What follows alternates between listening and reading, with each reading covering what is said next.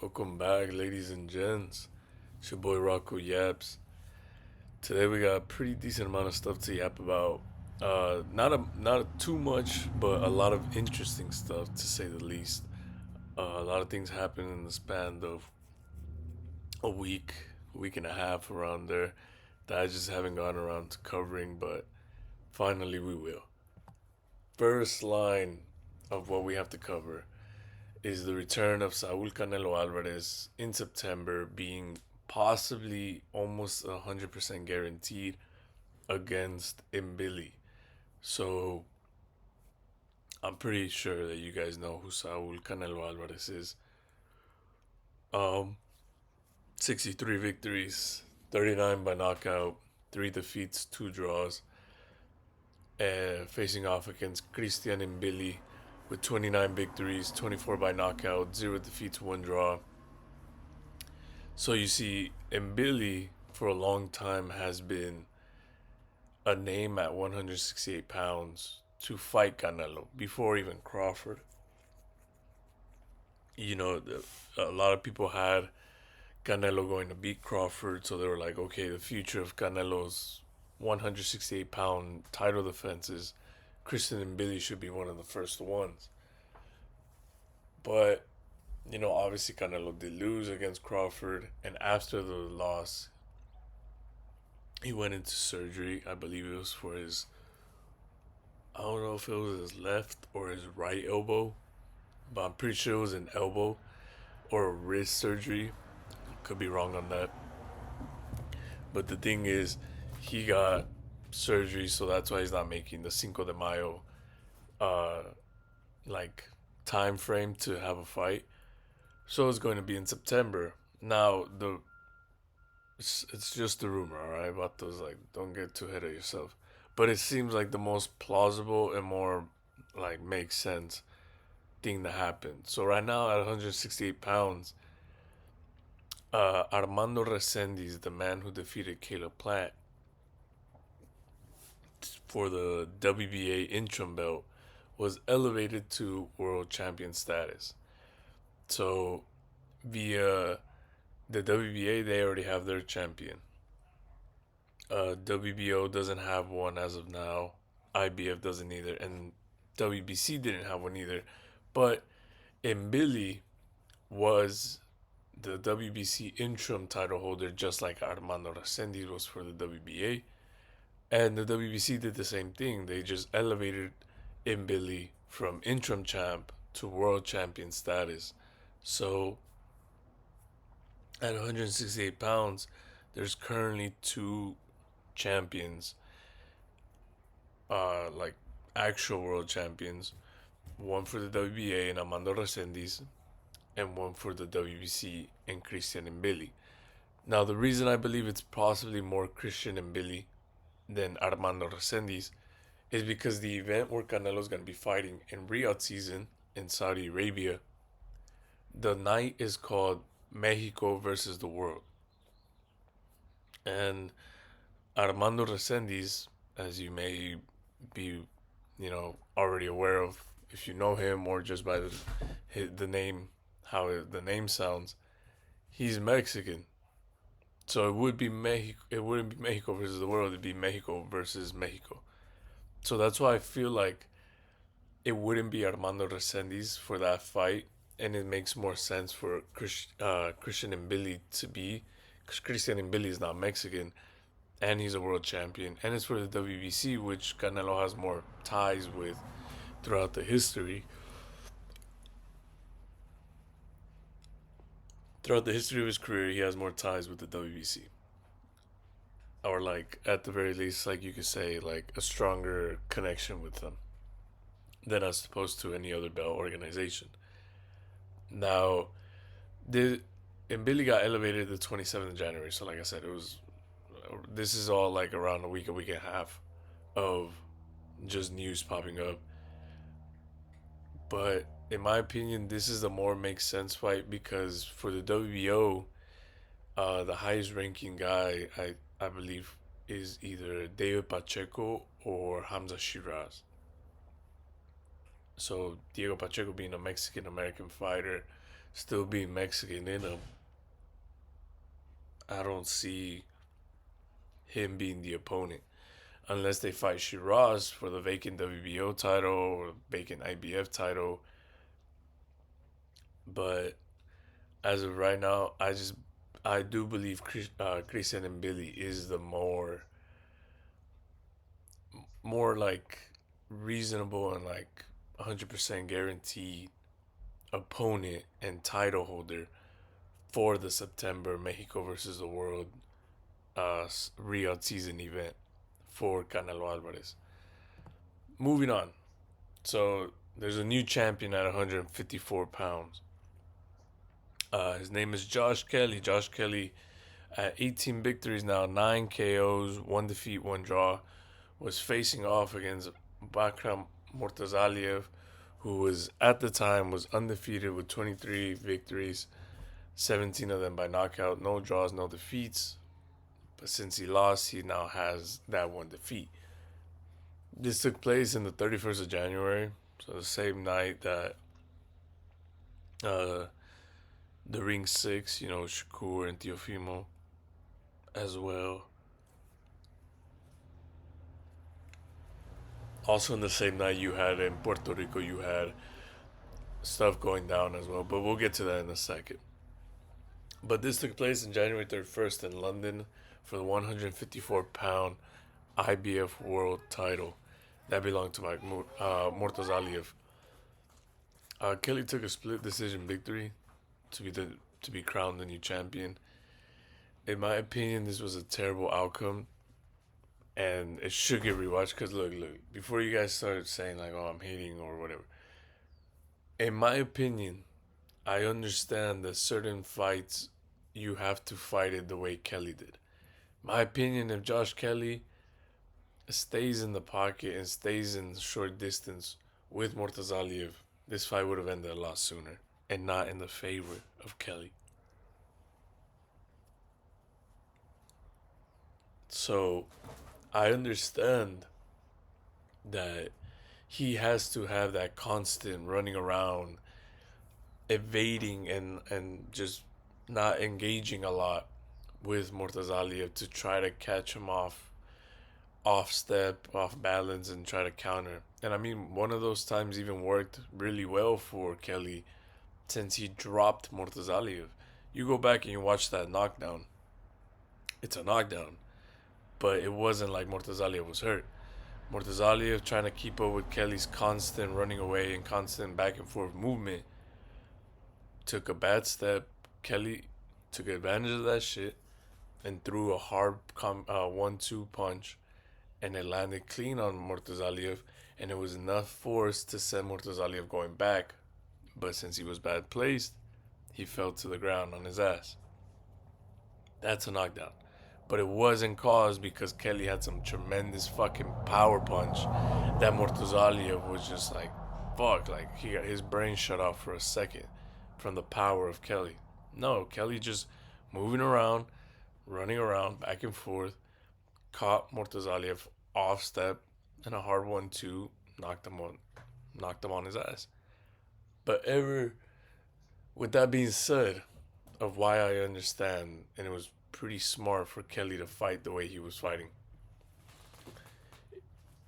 I still don't appreciate it because like fools could be like, oh, but you're saying it's smart and it's good, that's boxing, hit and don't get hit. But in my opinion, like it was just excessive running from Kelly.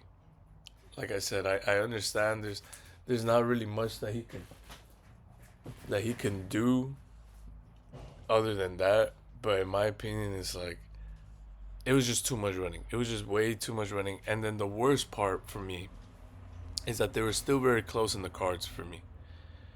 And there was about 2 times that I could remember, but I believe it was 3, where Kelly fell on the ground because of a punch and it wasn't counted as a knockdown. Those vital 2 times that I could guarantee were 2 times at least, but I believe there were 3 times. But those 2 times, those 2 knockdowns happened in 2 different rounds. That's those are 10-8 rounds in favor of Mortazaliev that obviously would have favored him in the scorecards to, at the very least, at most, been a draw and retain the title. So, based off of those, that's why I say it was a terrible outcome. Because those two moments, even one of those moments, should have been enough to save Mortazaliev. I'm not saying like I wanted Mortazaliev to win. I'm just saying make it be fair. Same way as Kelly. Kelly dropped Mortazaliev not by a power punch. It clearly shows that after Mortazaliev got up, Kelly didn't try pressuring him. He kept running away because he knew it wasn't a power punch and his power that dropped him. It was just a strong 1-2 combined with Mortazaliev's off balance and bad foot placement that knocked him on his ass. Not straight raw power that knocked Mortazaliev on his ass. So it's like Mortazaliev doing the same thing. Because one of those times was an off balance punch that Kelly got hit with. The other time it was like it looked like he was just overwhelmed slightly and he didn't know what to do. And, Mortazaliev hit him pretty hard and he just fell. But there was at least two times that are ingrained in my memory that I know that when I saw it live, I was like, what the fuck is going on? That the ref did not call. And one of those times, for those who don't know, there's a ref outside the ring. So that when someone gets knocked down, that ref outside the ring immediately starts counting because the ref inside sometimes can't start right away because he has to make sure that the other fighter that's still up retreats to a different corner and that he's not doing anything extra. So by the time he turns to do the countdown, a couple of seconds already probably went by. He doesn't know exactly how many. That's why they have the ref outside to tell him like, hey, 4. Once he hears 4, obviously the ref that's inside, the actual ref you're watching on TV in the ring, then he goes 5 and he continues the count on his own way. So with that being said, one of those instances where Kelly fell to the ground because of a punch, the ref outside the ring started counting and even made it up to 3 before the ref inside was making signals saying, no, Kelly is good. It wasn't a knockdown. We continue the fight. So that's what I mean. I think this fight deserves a rematch. I think with the bit of experience that Mortazaliev knows what type of style Kelly's obviously going to want to start playing at, he now has to go to the lab, go to his gym, and implement those stuff so that it doesn't happen again. He could better cut the ring. He could better try to trap Kelly in certain stuff. But in my opinion, it deserves a rematch, an immediate rematch, because of those things where I'm saying like the times Kelly fell obviously by a punch but weren't counted, combined with just straight running around and not engaging at all for 12 rounds. But with that being said, we move on to the other news at 154. The third and other final event of January 31st. So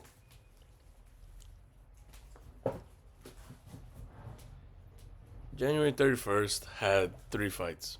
Teofimo Lopez versus Shakur Stevenson card. The one I just talked about, Josh Kelly and Mortazaliev. And the third one was in Puerto Rico, where the unification bout between Xander Zayas and Abbas Barau took place. Now, currently after the victory, Xander Zayas is sitting at 23 victories, 13 of them by knockout, 0 defeats, 0 draws. So, Xander Zayas fought for the vacant WBO world champion title at 154 pounds. I think the guy was named Ramos. He fought him, he beat him, became the world champion. His first news as world champion is that he wanted to fight Berjo Ortiz. For those who don't remember, that was a pretty strong fight that almost got made. is that Xander Zayas said, as my first title defense, I have no problem fighting someone like Virgil Ortiz, like one of the top guys. But the fight didn't end up happening because Zayas was basically saying my only one demand, since I'm the champion, I'm the A side, is that it happens in Puerto Rico. He said, I want my first ever title defense to happen in Puerto Rico. Let's go do it in Puerto Rico. Other than that, I got no other demands. Other than just, hey, let me be able to defend my title in front of my people in home turf. I got no other thing to beg about. Oscar De La Hoya and Golden Boy said that Puerto Rico couldn't sell, aka meaning like it wouldn't bring in good revenue, even if it was Anders Zayas and Virgil Ortiz for a world title. So Xander Zayas and Virgil Ortiz never happened.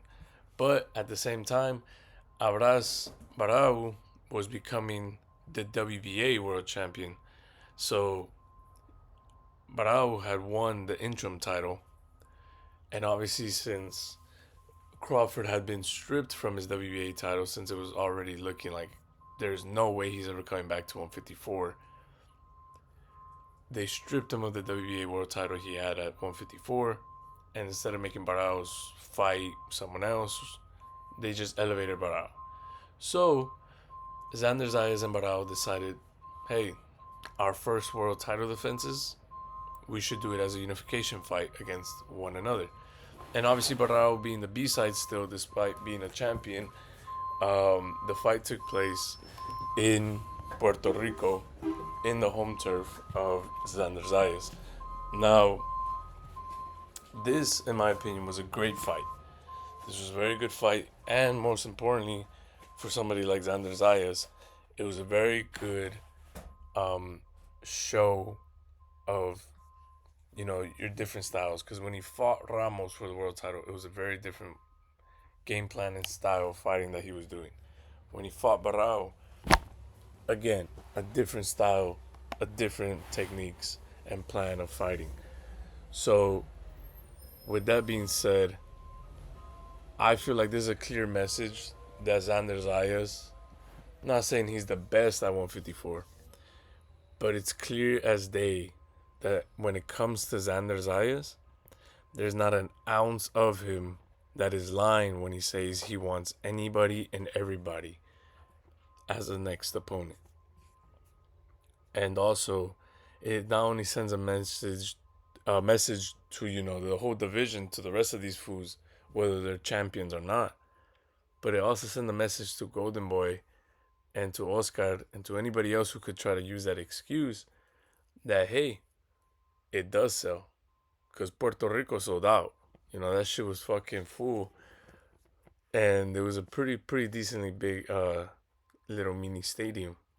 It was like an arena, but in my opinion, Xander Zayas is proving that, hey, I don't give a fuck who it is. No belt, as long as it's a big mega fight and it's an actual, like, good fighter of the division. I want it. I want it next. He obviously mentioned, more specifically, he mentioned your previous guy, Josh Kelly. Now, I have a little video coming out soon. Don't worry about a little hint. It's about the 154-pound division. So I won't be talking too much about predictions and stuff like that. But I did want to mention that this did happen. The 154-pound division has 3 champions now. Well, the English King dethroned by Figueroa. So this was a little bit more recent, and has been popping off as of late.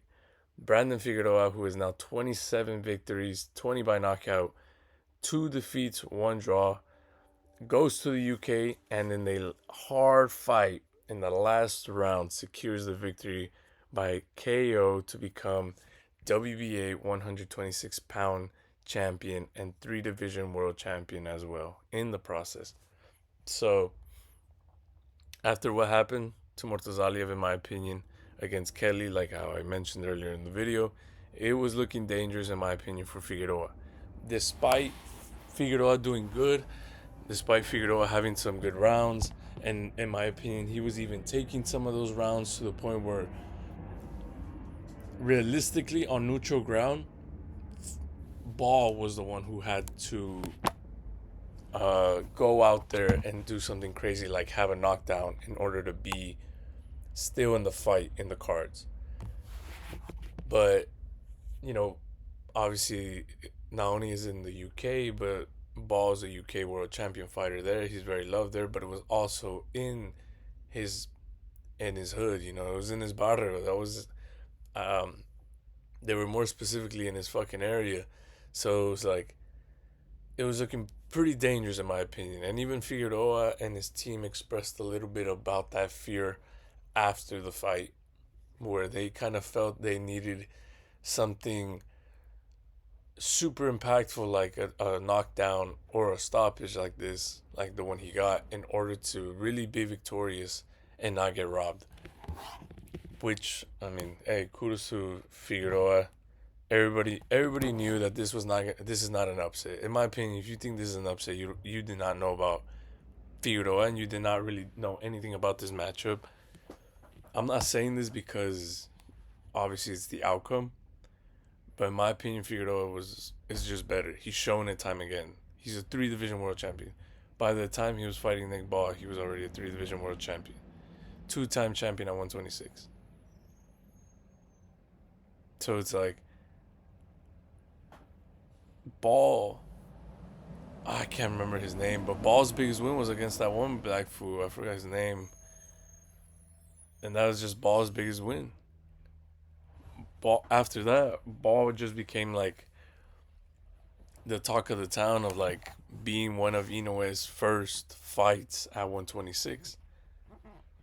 Other than that, I didn't really see Ball having an easy fight with any of the other world champions, or even at the time, Shushu Carrington was just a contender. I didn't see him possibly having a good time against uh, Carrington. So it's like Figueroa was a dangerous matchup. This was not a 50-50. This was not, I mean, this was like not an upset. This was a 50-50 matchup because Ball is strong, Ball hits hard. He is a champion for a reason. But Figueroa is very experienced, very skilled. He does have his power too. He does take a punch pretty well. And he's shown to be able to have a brawl for 12 rounds straight with no problem. You know, he has that Mexican dog in him. So that for me is glad that not only he got the victory, but I'm glad he's also getting the respect now because Turki Alashi said, I believe it was in Twitter or on an Instagram story, he said that he would love to have Figueroa be featured in the September card with Canelo of the Mexico versus the World in Saudi. In my opinion, I would love to see him have that opportunity. I would love to see him have that type of exposure. More people get to know Brandon Figueroa, especially now with this, with coming with this hype that he's getting from being the guy who not only gave Nick Ball his first defeat, but stopping him in a 12 round devastating fashion after 12 rounds. So I'm really glad that he's getting this. And I believe it will be against Shushu Carrington because, like I said, the other guys at 126, it's Mexico versus the world. One of them is Mexico American, and the other one's straight up Mexican, and then Brandon Figueroa is Mexican. So it's like the only non like Mexican champion at 126 is Shushu Carrington.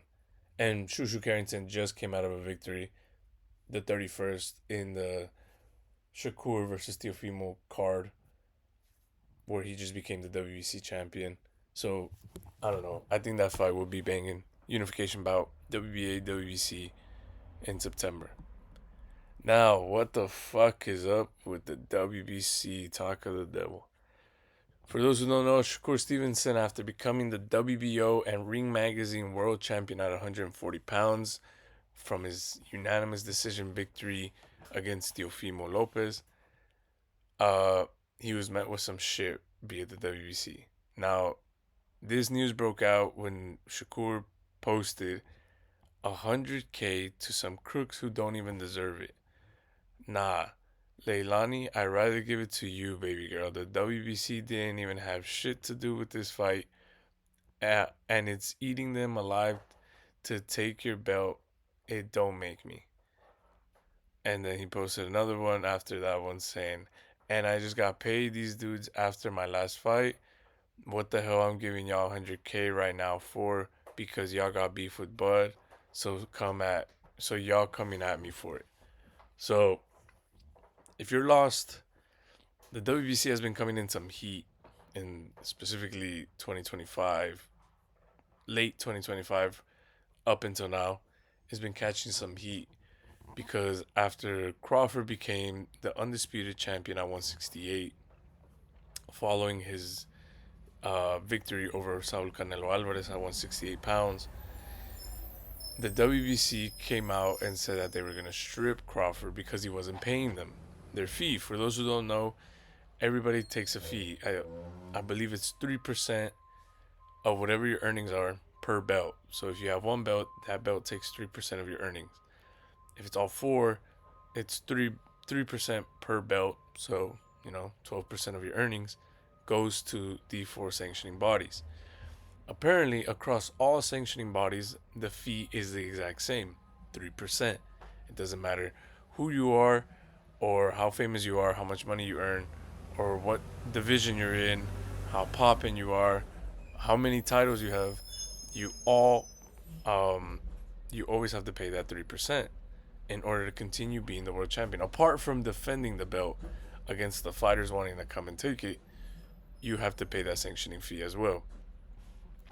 Now, Bud said that they're lying. It wasn't that he didn't want to pay, is that the reason he didn't want to pay them was because they, for some reason, wanted to ask, they were asking so much more. Like I said, it's 3%. IBF, WBC, WBO, and the WBA all asked 3%. But for some reason, in the mega payday that Crawford got, they were asking 10%. And Crawford was just like, what the fuck? Everybody else is asking me 3%, like the usual, like always. Why the fuck are you asking me for 7 more percent? And they were like, well, if you're not going to pay, we're going to strip you of that belt. He said, I don't give a fuck, take it. I got the ring belt. That's the one that matters the most. So they took it. Now, Shakur is champion of the WBC for the 135-pound division, but he decided to move up to 140 to challenge Teofimo, which he won. Teofimo isn't the WBC world champion. Teofimo at 140 is the WBO champ. And the only other belt is the Ring Magazine belt. Those are the only two belts that were in play for Teofimo versus Shakur. And it wasn't at Shakur's weight for his belt. It was for Teofimo at his weight for his two belts. So I understand Shakur in that regard because it truly baffles you to be like, they're not fighting for Shakur. Shakur said it himself, and I just paid y'all dudes for my last fight. My opinion, based off the rules, that makes sense. He paid them. Why? Because his last fight was against Cepeda back in July, where he fought at 135 defending his WBC belt. So he had a WBC belt on one of his fights. That's 3% to them. I understand that.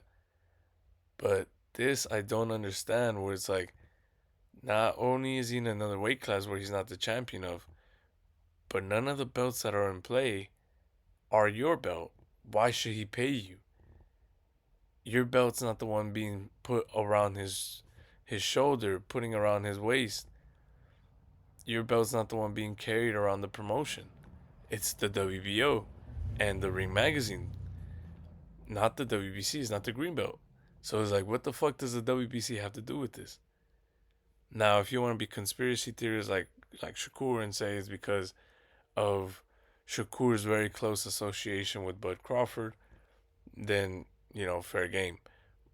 But in my opinion, this is looking very sad and very wrong, especially during a time where we have that Zuffa boxing dumbass shit, who's obviously going to use this as fuel to be like, you see, this is why we need an NFL for boxing. We need a boxing league, and Zuffa boxing belt is the official boxing belt for all boxers.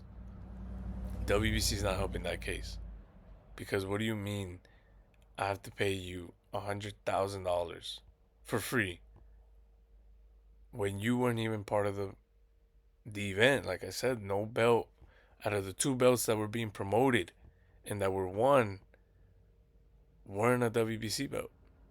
And this was only 4 days after beating Teofimo, February the 4th, that he got stripped from 135. And Shakur said, I'm going to go down to 135. It's not like he's saying, I'm going to stick at 140. So the WBC is like, oh, well, if that case, because one thing is like Shakur saying, I'm going to stay at 140, but I still want to keep my belt at 135. Then I would kind of understand the WBC being like, hey, well, give me 100K. I don't want to say bribes, but pretty much that's what it's going to be. To be like, hey, give me 100K. You can stay at 140 and we'll still have you be the world champion for us at 135. You know what I mean? But he's actively saying, I don't really got nothing to do here at 140, especially since Kishan is at that weight. I got nothing to do there. I'm going to go back down to 135 and I'm going to see what I could do there. AKA go back to 135 where he has the WBC belt. So it's like he's not even going to vacate. And it's like he already fought his number one mandatory, which was Cepeda. So it's like who else is climbing the ranks for the WBC who's already a mandatory fight? I don't know. This obviously looks bad, especially after what happened to Bud. Like I said, I don't know. I don't know if the WBC will ever learn. It just seems like every organization has something wrong with them. For some reason, WBC is just about money and like favoritism. So yeah, moving on. Fuck that shit. Moving on. Better stuff. The heavyweight clash coming soon. So the current WBO champion and Fabio Wardley, after his upset victory. That doesn't even make fucking sense. His fucking victory, his upset victory against Joseph Parker, where he became 20 wins, 19 by knockout, 0 draws, 0 defeats, 1 draw, will be supposedly, possibly facing off against ex-IBF champion Daniel Dubois, 22 victories, 21 by knockout, 3 defeats, and 0 losses. This is supposedly in the works for summer, obviously in probably like in Wembley Stadium or like somewhere in London. The first news about this was the 7th of February, where it was like both fighters were saying how they were down to fight each other and whatnot. And I mean, it makes sense. Fabio just became a champion. He needs another big name if it's not going to be against Usyk. He needs to defend his belt, and Dubois could use this. Dubois needs to come back fight. Now, my opinion is it too fast to get back in there in the ring with someone who hits, in my opinion, harder than Usyk, and Usyk stopped Dubois. I don't know. I think it's a little too soon, but at the end of the day, maybe Dubois, with his punching power and some of his skills, could be enough to beat Wardley. For those who don't know, Wardley doesn't have anywhere as near the amount of experience any of these top 10 guys have in the heavyweight division because he doesn't really have an amateur background like that. He kind of was learning on the fly when he became a professional boxer. But the first news for Wardley in terms of like matchups coming up, like this is the first ever thing that we have where his name is tied to a potential match with another name. This is the first thing we ever have. But in terms of Dubois, this is actually the second name that we hear being tied in terms of comeback fights. Because for those who didn't hear, his first kind of like quote unquote like being tied to another name as a comeback fight was against Billy Zhang. Big Bang Zhang. So, and I think that's a much better fight for Dubois. But at the end of the day, hey man, luck favors the bold. So If he thinks he could take on Wardley after what his crushing defeat to Usyk, then go ahead. Plus, it should be easy to make, given the fact that, if I'm not mistaken, Wardley is also with Queensberry, just like Dubois. So, I mean, they're both with Queensberry. It shouldn't be that hard to make. But at the end of the day, whether it's with Billy Zhang or Wardley, I think Dubois should be coming back anytime soon if he does want to continue boxing. Because, in my opinion, him versus, say, Tama would be a banging fucking fight. But if it's with Zhang, if it's with Wardley, who knows? If it's with Zhang, I don't know. That would look pretty rough for Wardley. Wardley would probably have to yet again go back to the drawing board with this team and try to find someone. Well, I think Kavaliev would be a good fight for him. I think Kavaliev is the number one guy who deserves to fight Usyk. Although Wardley being now world champion and beating Joseph Parker kind of put him in that ring too. So just do an eliminatory fight. Wardley defends his belt against Kavaliev. Winner takes Usyk. You know. But with that being said, ladies and gents, thank you for being patient with me about the videos. Like my upload schedule, a lot of things were happening. But also thank you for clicking on this video and taking time out of your day to watch it. If you're new or you haven't yet, please hit the subscribe. That, it just lets me know. It just lets your homie know that, you know, even if it's small, God, I hate cats. That even though it's small, it's still a group of people that, whether they want to shit on my takes or they agree with my takes, but they want to stick around for the takes. So with that being said, I have a video already scheduled coming pretty soon. Stay tuned for that. A lot of talk about pretty interesting stuff. And check out my other stuff if you like. Thank you very much. Have a good one. God bless.